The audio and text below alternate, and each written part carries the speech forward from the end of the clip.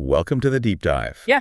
Today, we are strapping in to analyze what seems to be a masterclass in strategic maneuvering, maybe image rehabilitation, or at least the attempt at it. For sure. We're focusing on Colleen Ballinger, who, most people know as her character Miranda Sings. Mm-hmm. And she's just made this announcement that has already sent a huge ripple through the online landscape. That's absolutely right. And we have a pretty complex stack of sources today, all detailing this announcement for a new one-off live show. And this is coming after a long, and I think we should stress, involuntary period away from the public stage. Yeah. So this isn't just a booking.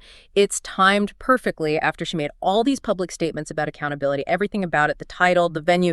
It all reveals a really, really calculated strategy. Yeah, when you look at all the evidence laid out, our mission today is really to analyze this not as just some entertainment news, but as a deliberate move. It's designed to do two things, it seems. First, test the waters for a full-scale return to touring, which is very lucrative. Mm-hmm. And second, to get that intense emotional validation that our sources suggest is just absolutely vital. And our deep dive is going to break down every single layer of that strategy. We'll get into the show's title, which is, wow, it's provocative, a direct jab at her critics. We'll cover the logistics, like the very small, very contained venue, and critically, the huge controversy around its all ages label, especially when you look at the history of the allegations that forced her off. Okay, so this is a story of calculated risk and some serious reputation management. Mm-hmm. Let's start with just the facts on the ground. When and where is this happening, and what is she actually promising people? Okay, so it's scheduled for January 16th. It's a New Year launch for her, basically. And it's at the Laurie Beachman Theater in New York. Okay. It's being billed as this new one-woman show. It promises, the usual mix of comedy and music. And then this is the weird part, the addition of an anxiety attack. The anxiety attack. Yeah. The source material notes this is sort of her attempt at self-deprecating humor. It's designed to make her seem relatable, maybe a little fragile, human, kind of easing the audience back into supporting her. Right. And there's the title, Clickbait Cabaret. I mean, you can't even start this conversation without talking about the massive elephant in the room that title is pointing to. It truly is. The title is like the purest, most aggressive part of the strategy today. It's a direct reference to the toxic gossip train controversy. The ukulele video. The infamous ukulele video. That highly criticized, really bizarre video where she addressed all these serious allegations by singing a song. Yeah, and in that song, she just went to such great lengths to minimize everything. She argued that these serious accusations against her were just, toxic gossip and clickbait. Yep, drummed up by people who just wanted attention and views. She basically dismissed the entire public fallout. So this title is a strategy. Oh, it's so strategic. Yeah. By calling her comeback show the Clickbait Cabaret, she's preemptively framing the whole thing, the controversy, her return, as a joke. She's weaponizing the exact term she used to dismiss her critics. So she knows what's coming. She totally anticipates it. She's almost encouraging drama channels and media outlets to dissect it all. She's leaning into the criticism, almost daring the internet to make content about her. Because that attention, even when it's negative, is currency for her brain. So it gives her narrative control, doesn't it? She can just walk out on that stage and say, "Welcome to the Clickbait Cabaret, the show the internet told me not to do." Exactly. And then she's positioned herself as what? The defiant artist, the victim of online toxicity, not someone who's addressing, very serious past allegations. It completely validates her initial dismissal of everything. It turns the source of the criticism into the theme of her big success. She's basically claiming victory over the whole narrative just by embracing the label. Wow. It's a bold and I think a pretty cynical PR move that really minimizes the gravity of what happened. And speaking of what happened, her absence. The announcement calls this her return after a 3-year hiatus. That word hiatus, it implies she took a voluntary break, a vacation. And that's the second major piece of strategic language we have to challenge here. Right. The sources are really clear on this. This was not a voluntary break. This was not a planned sabbatical. Colleen Ballinger was actively touring. She was booking shows.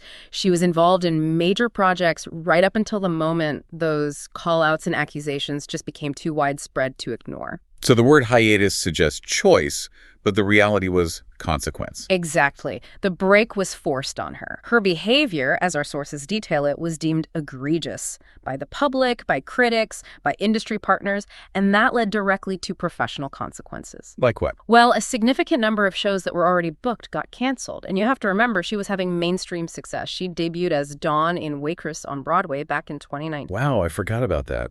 Yeah, and she lost access to those kinds of high-profile opportunities. The market, for lack of a better word, rejected. So to then rebrand that period of professional consequence and lost opportunity, casual hiatus, that's a profound act of minimization. This is a sanitized story. It's a totally sanitized narrative designed to just smooth over the actual reasons she left the spot. So we pull this all together for a second. The entire foundation of this comeback, from the aggressive title to the misleading description of her time away, it's all strategically calculated. It's about minimizing the past, controlling the present, and maximizing attention. Any attention. It's a comeback built on Okay, that sets the stage perfectly. Before we analyze the comeback any further, we have to spend some real time on the historical content, the stuff that makes this new show so loaded. The reasons for her involuntary hiatus are rooted directly in her behavior at her previous live shows. Yeah, and to really get the scope of the problem, you first have to appreciate her reach. I mean, Colleen Ballinger is a massive figure online. She has well over 50 million followers across platforms, YouTube, TikTok, Instagram. Her videos have generated over 4 billion views on YouTube alone. And it's all, primarily for that character Miranda Sings, this very exaggerated, untalented, and narcissistic persona. And that influence translated into mainstream success, which is important when we talk about the scale of what she lost. The sources point out she created, executive produced, and starred in a Netflix series, Haters Back Off. Right, and even that series was controversial. It often had material that our sources describe as not appropriate weird uncle jokes. And this was stuff that was frequently being aimed at, or at least consumed by, an audience with a lot of children in it. Right. She also has that Netflix special, Miranda Sings Live, You're Welcome. So it just shows that her whole brand across all these platforms has always kind of straddled this weird line between adult satire and content that a very, very young audience is watching. We should probably also mention, just to give a flavor of the humor,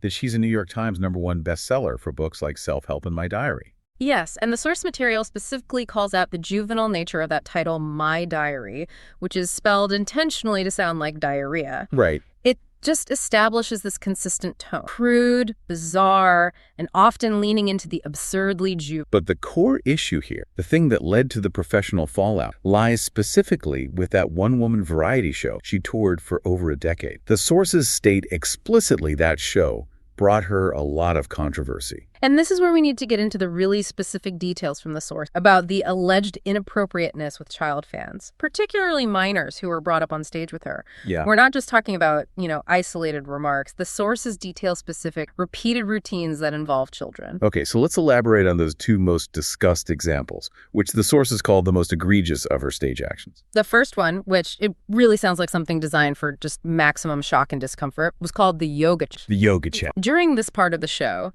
Ballinger would ask for young kids from the audience minors to come up on stage and do yoga poses with her. The key detail our sources cite is one specific pose that involved the children having their leg in front of the entire audience, all under her direction. The concern there isn't just the pose itself, it's the power imbalance. This is a huge celebrity with this massive loyal fan base, and she's directing the physical actions of minors in a very public setting. Absolutely. The scrutiny was all about the safeguarding implications and the potential for normalizing this overly physical or uncomfortable interaction between an adult performer and a child fan. The optics are profoundly questionable, even if you try to frame it as silly. And the second incident is, it's arguably even more bizarre and unsettling. The cheese puff incident. Can you walk us through the details on that one? So the cheese puff incident involved Ballinger instructing child fans, again on stage, to reach their hands down her pants. Down her pants.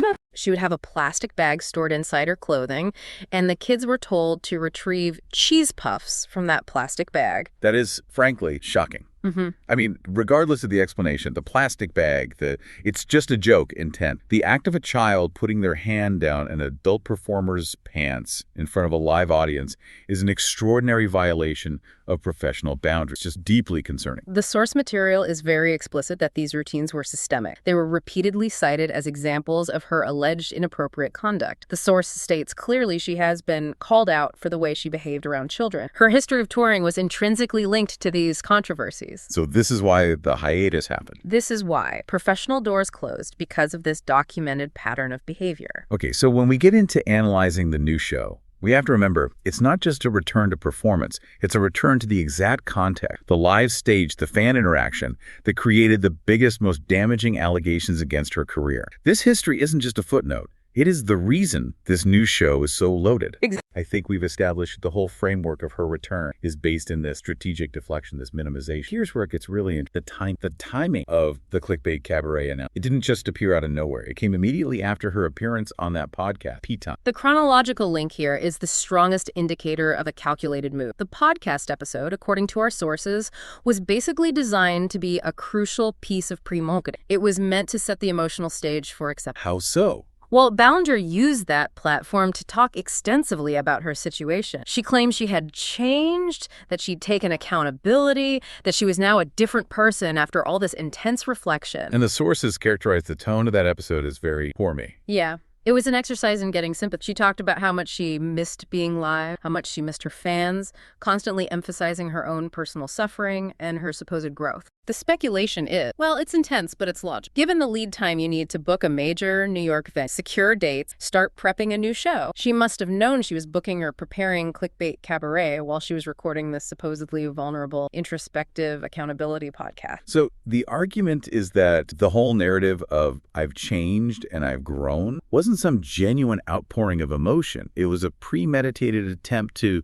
garner some good favor. Yeah, to try and make herself look good right before she dropped the commercial announcement. That's the synthesis from the timing. The accountability story was the softening. It was the calculated setup. She was testing the public reaction to see how sincere they thought she was. If the public bought the I'm a different person now story, it would pave the way for the live show announcement to be seen as the triumphant return, not a cynical cash grab. The whole thing was about mitigating the risk of public rejection. But let's go deeper into the motivation here, because the sources suggest this isn't primarily about money, which is kind of unusual for a celebrity comeback. It is unusual. And the motivation is described in very psychological terms in the source, specifically as a weird narcissistic need. Wow. The financial part is secondary to the emotional payoff. The sources note she constantly talks about needing admiration and this intense validation from. She misses the feeling of being applauded, praised, adored by a life. So it sounds like the engine that powers her career isn't just talent or business smarts, but this profound need for external affirmation. Precise. This need is described as something she feels at all times. She even talked about this compulsion for validation on that Tea Time podcast, aware of it. And the live stage is the purest form of that. It's the most immediate, powerful, concentrated hit of that specific validation. Hundreds of people applauding you, demanding your return, showering you. And we've seen her test these boundaries before, right? Often in contexts that seem really inappropriate. Yes, the sources have anecdotes that just underscore how pervasive this. She's previously tested the waters by just casually bringing up Miranda or the idea of live shows just to see if she gets that immediate, enthusiastic fan response, the emotional cue that she still wanted. And what about that story about her husband's award? Right, that's the most telling example. Her husband was getting an award at his old high school, a big moment for him. But according to the sources, Ballinger somehow managed to shift the focus of the whole event onto her own missed touring opportunity. She apparently lamented needing to be praised by children and suggested that the only kids praising her now were her own, and there just aren't enough of them to give her the level of affirmation. That is an astonishing level of self-absorption. To make a moment of triumph for your spouse into a platform for your own grievance about needing validation. It paints a very stark picture of the psychological dependency that's driving this whole comeback. She needs to be the center of attention, always. So the show announcement was basically inevitable. Totally. It's not about the money from a small venue. It's about proving to herself and to the world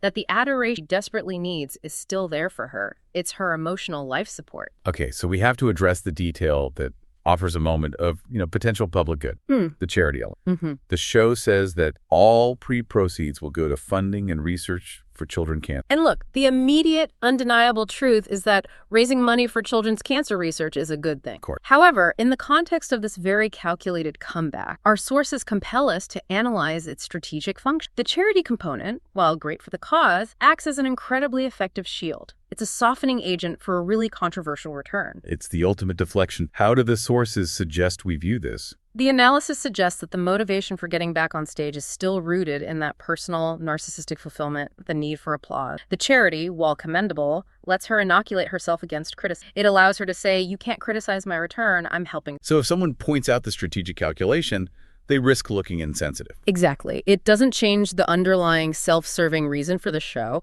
but it provides this moral and ethical barrier against public scrutiny. It makes genuine, critical analysis much harder for the public. Okay, so building directly from the history of the yoga challenge and the cheese puff incident, this raises a really important and, frankly, deeply troubling question. Given that history of egregious controversies involving minors at her past live shows, what is the significance of the Clickbait Cabaret being designated as all age? I have to just pause there. The audacity of that decision, given the entire reason for her professional stall was her alleged inappropriate behavior with children on stage, it's staggering. It suggests a fundamental failure to internalize or act on the concept of genuine accountability. It's viewed by critics as highly cynical.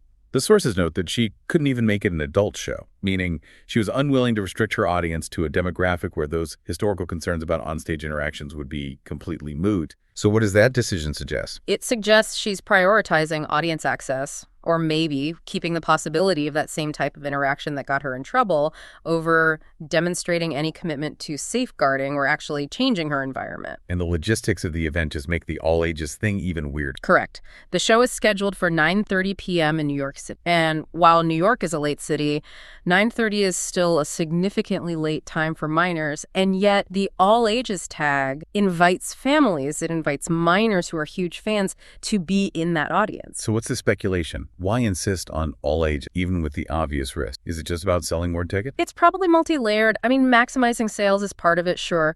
But the sources also suggest she still seeks that specific type of uncritical adoration that often comes from younger fans. Right. And on top of that, by keeping the all ages stat, she's signaling that she hasn't caved to her critics. She's just proceeding as if the past events weren't her fault. But this lack of caution is seen as the ultimate contradiction to her claims of having learned, grown. She's demonstrating through her actions that she's not willing to enforce necessary boundaries. Yeah, exactly. Okay, let's shift to the venue itself. We talked about her selling out global tours in these big theaters. So what's the tactical advantage of doing this comeback at the Laurie Beachman Theater, which is described as really, really small? The sources say the venue might only hold 70 or 80 people. That's tiny. It's tiny. And that small scale is a critical part of the strategy, which we can basically define as risk containment and validation mechanism. Okay, walk us through the metrics. First, financial risk is minimized. If tickets don't sell out fast, the loss is contained to a tiny theater that was probably way easier and cheaper to the financial stays. Second, and this is crucial, it's a contained environment for her emotional validation. By ensuring a small audience, she guarantees an intimate setting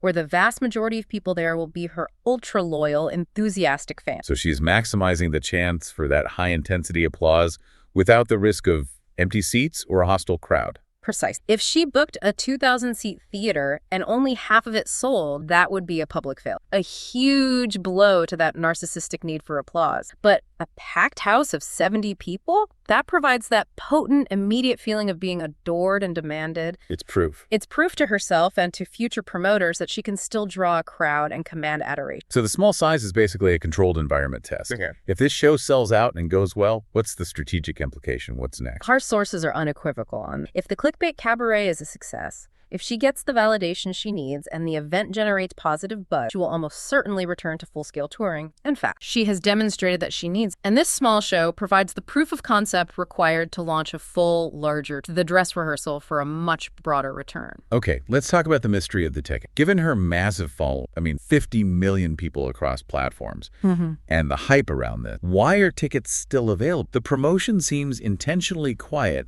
on her main channel. This is maybe the most sophisticated part of the whole plan. We can call it stealth promotion and audience filtering. Okay. She is seemingly not promoting the show on her main massive YouTube channel, the platform that's responsible for her 4 billion views and her original fame. This is why a lot of the general public completely unaware of. So if she's not using her primary megaphone, where is the information being funneled? It's being directed through the Patreon platform she shares with sister Rachel, titled Sweet and Salty. So it targets the most loyal, paying segment of her fans. Exactly. The source material notes this promotion is kind of tucked in alongside other content updates, like a road trip episode of their podcast, Sass the Podcast. Right. And even the description of that involves, Abby and Eric behind their butts. It's a small detail, but it just reinforces that her overall comedic tone hasn't really matured or shifted away from that juvenile absurdity. So focusing on the strategy, why Patreon first? Why target the people who are already paying a monthly fee? This is a masterclass in risk management and audience containment. By promoting only to her Patreon supporters at first, she gets 3 critical strategic outcomes. 1, she targets the fans most likely to buy expensive tickets, maybe VIP packages, which guarantees an immediate revenue baseline for the small venue. And 2, and this is the most important part, it acts as a filter. A filter for hostile elements, I'm guessing? Exactly. It keeps the event contained. A Patreon audience is far less likely to have critics or hecklers or people who don't like her, who might buy tickets just to document the show, film snippets, and dissect it online. She's ensuring that her first post-controversy performance is surrounded only by fans who are financially and emotionally invested in her success. It shields her from immediate, widespread, hostile documentation. It lets her control the narrative. It's a way to manufacture a guaranteed positive story for the first show, no matter what the material. Okay, so let's talk about the material itself. While people were tracking down links to these tickets, a glimpse of her new work was revealed, and it involves the return of a certain musical instrument that has some significant baggage. Indeed. A video was discovered with a performance of a brand new song. And yes, the source notes that the woman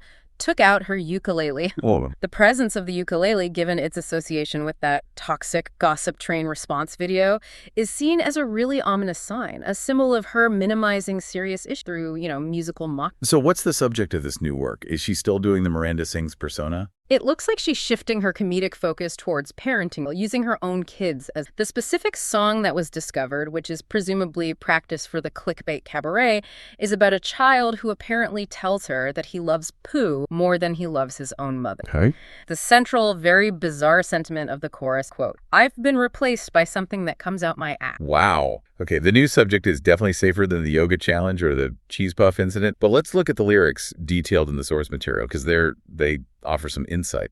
They're remarkable in their specificity. When she sings about why the child loves poo, the reported lyrics include details like, "It's brown, it's big like a mouse, I like that I can flush it down, and it's wet and yucky, and it smells like trash." Okay. Then the song lists this increasingly ridiculous catalog of things the child supposedly loves more than his mother. It includes a piece of sea radar, pet snake, a monster truck, a piece of tape, the man who detailed my husband's car, a remote control, a granola bar, a roly-poly, a stinky toot, and finally, sea radar to soup, that's certainly a list. And the sources rightly point out that this kind of parenting comedy is vastly preferable to what she was doing before. So there is a shift in content safety. There's an undeniable shift in safety, yes, but the interpretation of the material goes right back to that core psychological driver we talked about earlier. The need for validation. Exact. The source material suggests that even this funny, jokey song is deeply telling. The song reflects her constant, overwhelming need to be the priority, to be number one all the time. The emotional core of the joke is her personal frustration at not getting every single little bit of love from her child. So even when she's joking about being replaced by feces, the underlying narrative is still about her profound, unyielding need for validation, to be the focus of admiration, even in her own home.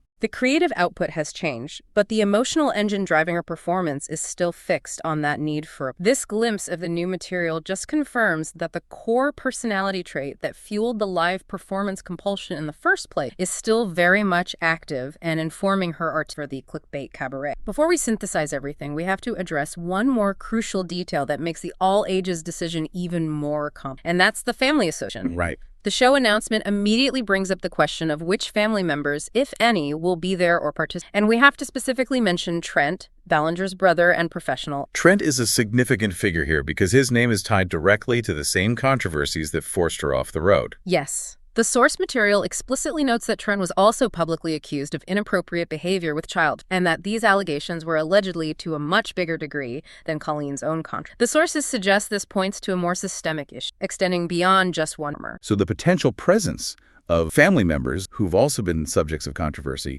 just amplifies the risk of that all ages label. Absolutely. The decision to return to the live stage, open to minors with the potential involvement or support of family members, also implicated in severe allegations. It just casts a very heavy shadow on her claims of accountability. It suggests a failure to distance herself from the problematic environment that critics were highlighting in the first place. And we know her sister Rachel is involved. Right. She co-hosts the Patreon and the podcast. She's actively involved in the promotion. The support system enabling this return is composed of individuals linked to the very issues she learned from. So what does this all mean for you, the learner? When you synthesize this entire deep dive, the Clickbait Cabaret is not some spontaneous return to the stage. It is a meticulously planned, highly manipulative strategy. Every single element, the cynical title, the timing of the accountability podcast, the small, contained venue, the stealth promotion, it's all calibrated to achieve one primary goal. And that's securing the public validation she needs to launch a full-scale return to touring. The overarching analysis is clear. The attempt to look like she changed and I've learned and have grown on that podcast was just the calculated prelude to the announcement. She sought to manipulate public perception so she could re-enter the lucrative and, for her, emotionally gratifying live touring market. She prioritized her personal, intense need for applause above any genuine concern for the ethical implications of going back to that controversial, all-ages stage environment. And while she's limiting the public risk right now by performing in a tiny venue for maybe 70 people, the goal is unequivocally to get back to her previous global scale. That first successful performance is the necessary psychological springboard for her. That's the ultimate strategic takeaway. She's using her immense platform, her 50 million followers, her 4 billion views, not to apologize or genuinely reflect, but to push a narrative of a triumphant return.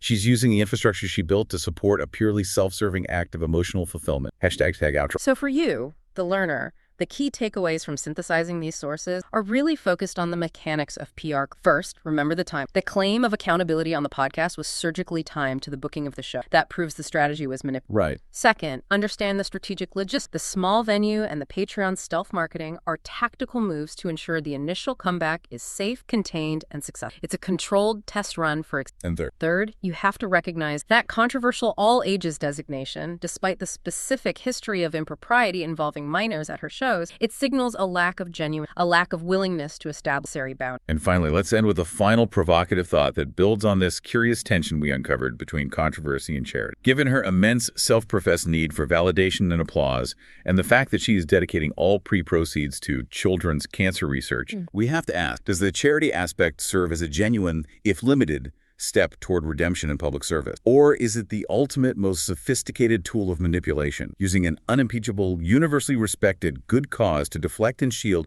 a highly questionable return to the exact same controversial, live, all-ages stage environment she was forced to abandon? It really raises the question of whether a good action can truly mask a self-serving motivation. Something to consider as we watch how the Clickbait Cabaret unfolds.